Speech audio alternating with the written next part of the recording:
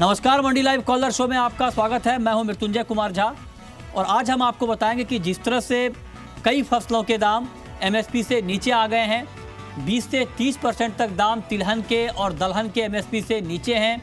किसान मुश्किल में है क्योंकि भाव एमएसपी से नीचे है। तो अब किसानों को राहत देने के लिए सरकार को किस तरह की तैयारी करनी चाहिए, इस पर हम बात करेंगे, ग्राउंड रिपोर्ट जानेंगे।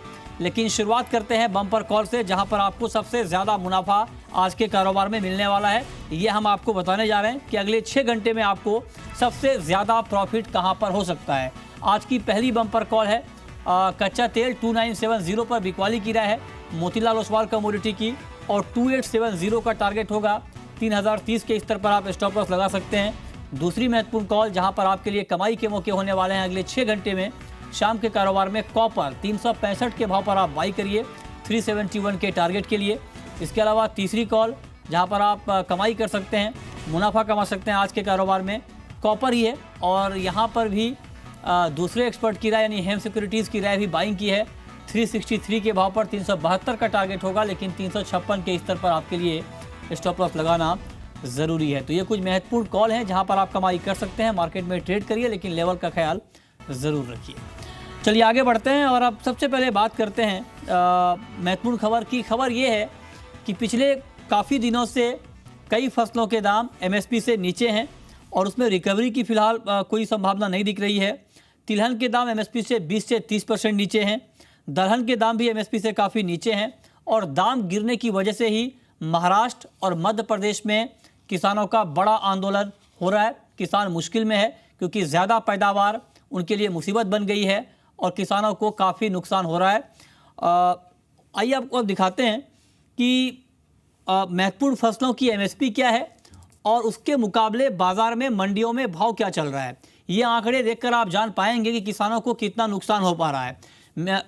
एमएसपी यानी मिनिमम सपोर्ट प्राइस, ये गारंटी होती है सरकार की तरफ से किसी भी फसल को लेकर के। आप देखिए सोयाबीन की एमएसपी 2775 रुपये प्रति क्विंटल है, लेकिन मंडियों में भाव 2550 रुपये प्रति क्विंटल के आसपास ही है, यानी एमएसपी के मुकाबले करीब 250 रुपये नीचे है भाव। सरसों की एमएसपी 3700 रुपये प्रति क्विंटल है, लेकिन मंडियों में भाव 3250 रुपये, यानी आप ये मानकर चल सकते हैं करीब 450 रुपये नीचे के भाव पर मंडियों में सरसों बिक रहा है। मूंगफली 4220 रुपये की एमएसपी है, 3500 का भाव है। यहाँ पर करीब 700 रुपये का नुकसान किसानों को एमएसपी के मुकाबले हो रहा है। और तुअर की बात करें, तुअर ये वही तुअर है जिसके दाम 2015 में 200 रुपये प्रति किलो तक पहुँच गए थे। आप देखिए क्या हाल है अभी मंडियों में, 5050 रुपये प्रति क्विंटल एमएसपी है और मंडियों में भाव है 3900 रुपये, यानी करीब 1150 रुपये कम के भाव पर किसान तुअर बेचने को मजबूर हो रहा है। ये हकीकत है, ये ज़्यादा पैदावार किसानों के लिए मुसीबत बन गई है। मूंग 5225 रुपये प्रति क्विंटल की एमएसपी है, 4350 के भाव पर किसानों को बेचना पड़ रहा है। मंडियों में मूंग का भाव यही है। मसूर की बात करें 3950 रुपये प्रति क्विंटल की एमएसपी है और 3500 के भाव पर किसान को यहाँ पर अपनी फसल बेचना पड़ रहा है। तो ये हकीकत है, ग्राउंड रियलिटी है। हमने आपको दिखाया कि एमएसपी के मुकाबले दाम क्या चल रहे हैं। और इस पर बातचीत करने के लिए हमारे साथ 2 एक्सपर्ट हैं। हमारे साथ हैं अतुल चतुर्वेदी, सी के प्रेसिडेंट जुड़े हैं हमारे साथ, और हमारे साथ हैं प्रवीण डोंगरे जो कि आईपीजीए के चेयरमैन हैं। आप दोनों का बहुत बहुत स्वागत है कार्यक्रम में। चतुर्वेदी जी, मेरा पहला सवाल आपसे ये होगा, आप लोग लगातार प्रमोट करते हैं किसानों को कि ज़्यादा खेती करें तिलहन की, आपने टारगेट भी रखा है कि मस्टर्ड की पैदावार यहाँ पर बढ़ाई जाए, लेकिन इसका फ़ायदा तो सर किसानों को नहीं मिलता है। फिर किसान क्यों बड़े पैमाने पर किसी फसल की खेती करे? मिस्टर चतुर्वेदी, लगता है इन तक आवाज़ हमारी नहीं पहुंच पा रही है, लेकिन उससे पहले आपको एक खबर और बता दें। खबर यह है कि दाम नीचे आने से सी ने मांग तेज कर दी है कि इंपोर्ट ड्यूटी तिलहन के ऊपर तत्काल प्रभाव से बढ़ाई जाए ताकि घरेलू बाजार में कीमतों की गिरावट को रोका जा सके, जिससे किसानों को नुकसान हो रहा है।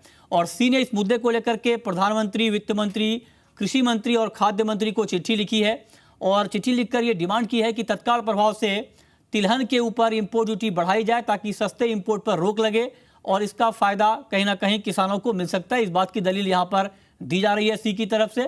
और आपको बता दें कि जो ड्यूटी है उसका अगर हम देखें तो फिलहाल जो सी का ये मानना है कि तिलहन पर ड्यूटी काफ़ी कम है और ऐसे में बहुत ये तेज़ी से इस बात की मांग उठ रही है कि इंपोर्ट ड्यूटी को तुरंत बढ़ाई जाए। सीपीओ पर ड्यूटी 7.5% से बढ़ाकर 20% करने की मांग की गई है।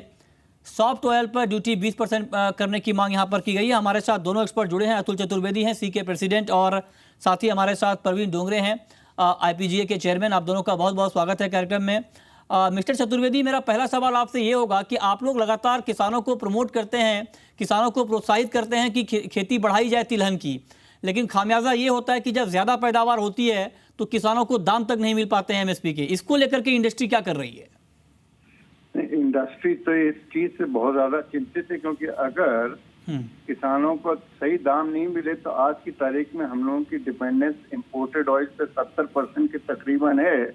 और अगर किसानों ने इस ऑयल सीड से ज्यादा बेरुखी हो गई उनकी, तो हो सकता है 80-90% हिंदुस्तान को अपना डिपेंड करना पड़े इंपोर्टेड के ऊपर, इंपोर्टेड ऑयल्स के ऊपर। तो इसके तहत हम लोगों ने गवर्नमेंट को बोला है और रिक्वेस्ट भी की है कि आप जो क्रूड ऑयल है उसकी ड्यूटी मिनिमम जो आज 7.5% है पाम के ऊपर, उसको आप 20% करिए, और जो रिफाइंड ऑयल्स हैं उसकी ड्यूटी आप 35% करिए, जिससे कि 15% का मिनिमम डिफरेंशियल रहे। हाँ। इससे एटलीस्ट हिंदुस्तान की रिफाइनरियां भी चलती रहेंगी और क्रूड ऑयल की अवेलेबिलिटी भी रहेगी और लोकल के प्राइसेस भी सुधरेंगे, और ऑयल सीड की वैल्यूज जो इतनी घट गई हैं, आप देख रहे हैं मंदसौर में क्या हो रहा है और मध्य प्रदेश में क्या हो रहा है, तो उसको भी थोड़ा मैं समझता हूँ इजाफा मिलेगा लोकल की प्राइसेस को। हाँ हाँ। तो गवर्नमेंट ने अभी तक तो कुछ हम लोगों को मालूम नहीं पड़ा कि कोई रिएक्शन हुआ है कि नहीं हुआ, लेकिन हाँ मिस्टर चतुर्वेदी, अब खरीफ की बुआई शुरू हो चुकी है और जो अभी मंडियों में दाम चल रहे हैं, ये पिछले साल की ये फसल है। आप लोगों ने ये डिमांड कब से करनी शुरू की है कि इंपोर्ट ड्यूटी बढ़नी चाहिए? हम लोग तो पिछले ऑलमोस्ट 15-20 दिनों से जब प्राइसेस इतने ज्यादा प्रेशर में आ गए, हाँ, तब से गवर्नमेंट से प्रेशराइज कर रहे हैं। गवर्नमेंट को मिले भी हैं हम लोग कि आप इसकी तरफ थोड़ा सा तवज्जो दें, अदरवाइज ये ऑयल सीड से अगर किसानों को विरक्ति हो गई तो ये जो नया सीजन चालू होना है खरीफ का, जो बुआई अभी जून और जुलाई में है, हाँ, तो इसमें हम लोगों को डर है कि कहीं ऑयल सीड का कल्टीवेशन कम ना हो जाए। तो वैसे ही घटा हुआ है, और लास्ट ईयर बेचारे किसानों ने अच्छा बोया था और फसल भी अच्छी थी, पर उसके साथ साथ बेचारों को दाम नहीं ठीक मिल पा रहा है। जी, लेकिन मिस्टर चतुर्वेदी, मेरा एक सवाल आपसे और ये होगा कि सरकार के सामने चिंता ये होती है, जो बात आप इंपोर्ट ड्यूटी को लेकर कह रहे हैं, सरकार के सामने चिंता ये होती है कहीं दाम बढ़ने ना लग जाए और फिर यहाँ पर महंगाई का मुद्दा सामने आ जाता है, और एहतियातन ऐसा है कि सरकार ने अब तक ड्यूटी बढ़ाने का फैसला नहीं लिया है। क्या कोई बीच का रास्ता निकल सकता है कि ड्यूटी भी ना बढ़ाई जाए और दाम भी किसानों को ठीक ठाक मिल जाए? नहीं, वो तो बड़ा मुश्किल है। मेरा मानना ये है कि हिंदुस्तान को अपनी ताकत का अंदेशा नहीं है। आज की तारीख में हिंदुस्तान वर्ल्ड का सबसे बड़ा बायर है वेजिटेबल ऑयल्स का। तो अगर आज हिंदुस्तान अपना ड्यूटी बढ़ाता है तो आप ये समझिए कि बाहर के दाम ज्यादा घटेंगे और हिंदुस्तान के जो कंज्यूमर को नहीं, ये बात नहीं आने वाला। हाँ, ये बात ठीक है, लेकिन इसमें दिक्कत ये आती है मिस्टर चतुर्वेदी कि इसमें कभी कभी ये शक जाहिर होता है कि इसमें इंडस्ट्री का वेस्टेड इंटरेस्ट भी है। जब दाम काफ़ी गिर जाते हैं तो इंडस्ट्री चाहती है कि इंपोर्ट ड्यूटी बढ़ा दी जाए ताकि घरेलू बाजार में दाम बढ़ जाए और इससे कहीं ना कहीं मुनाफा कमाया जाए, क्योंकि किसानों के हाथ से तब तक ज़्यादातर माल निकल जाता है। दलहन का उदाहरण हमारे सामने है। महाराष्ट्र में एमएसपी से काफ़ी नीचे है तुअर के दाम, लेकिन उसके बाद अचानक सरकारी खरीद रोक दी गई, पूरा माल कारोबारियों के पास आ गया और उसके बाद कारोबारी ये डिमांड करने लगे कि सरकार को एमएसपी के ऊपर खरीद बढ़ानी चाहिए, जिस पर खाद्य मंत्री ने साफ तौर पर यह बात कही कि अगर सरकार ऐसा फैसला लेगी तो इसका फायदा किसानों को नहीं बल्कि कारोबारियों को होगा। आप जो बात कह रहे हैं बिल्कुल दुरुस्त बात कह रहे हैं, पर एक चीज का आप ख्याल रखिए कि आज हिंदुस्तान की डिपेंडेंस 70% इम्पोर्टेड ऑयल्स के ऊपर है। तो अगर जो इंटरनेशनली दाम अगर घटे हुए हैं और प्रेशर में हैं, तो हिंदुस्तान में दाम तो ऑटोमेटिकली प्रेशर में रहेंगे। तो इसके लिए गवर्नमेंट को थोड़ा प्रोएक्टिव रहना चाहिए। हाँ। और मैं आपकी 100% बात से सहमत हूँ। इससे सबसे बढ़िया ये है कि एक फ्लोटिंग रेट कर देना चाहिए कि अगर इस लेवल से प्राइस ये हो जाता है तो ड्यूटी ऑटोमेटिकली उस हिसाब से एडजस्ट हो जाएगी। नहीं, इसकी जगह ये ना कर दिया जाए कि जो एमएसपी सरकार डिसाइड करती है मिनिमम सपोर्ट प्राइस, सरकार ये तय कर दे कि एमएसपी के नीचे के भाव पर कोई भी फसल मंडियों में नहीं बिकेगी। ये चीजें फिर आप सोचो कि हर चीज गेहूं और चावल की तरह हो जाएगी, वो पॉसिबल नहीं है। और गवर्नमेंट के पास आज भी इतना बड़ा तंत्र नहीं है जो ये सब चीजों को हैंडल कर सके। और अगर एमएसपी के नीचे इतनी सब चीजें सारी अगर जिन्स बिकने लग जाएंगे, सब कमोडिटी, तो गवर्नमेंट के सारे गले में तो गवर्नमेंट क्या आ जाएगी, तो government will have a massive problem on their hand. तो वो इतना आसान नहीं है। तो गेहूं और चावल ही गवर्नमेंट संभालने में ही बेचारे को तकलीफ हो जाती है। तो इतनी और सब चीजें कहाँ से संभाल पाएगी। ओके, चलिए, बहुत बहुत शुक्रिया मिस्टर चतुर्वेदी आपका हमसे जुड़ने के लिए और इस खबर पर विस्तार से बातचीत करने के लिए, बताने के लिए कि इसका सॉल्यूशन क्या है। चलिए आगे बढ़ते हैं और अब बात करते हैं आज बाजार की। और आज अगर देखें मार्केट को तो गोल्ड और सिल्वर की कीमतों में लगातार गिरावट का माहौल बना हुआ है। प्रॉफिट बुकिंग जारी है। हमारे साथ दो एक्सपर्ट हैं इस पर बातचीत करने के लिए। अजय बहेती हैं मोतीलाल ओसवाल कमोडिटी के, और साथ ही हमारे साथ आस्था जैन हैं हेम सिक्योरिटीज़ की। आप दोनों का बहुत बहुत स्वागत है कार्यक्रम में। अजय बहेती, मेरा पहला सवाल आपसे ये होगा कि सोने और चांदी में और कितनी गिरावट बाकी है?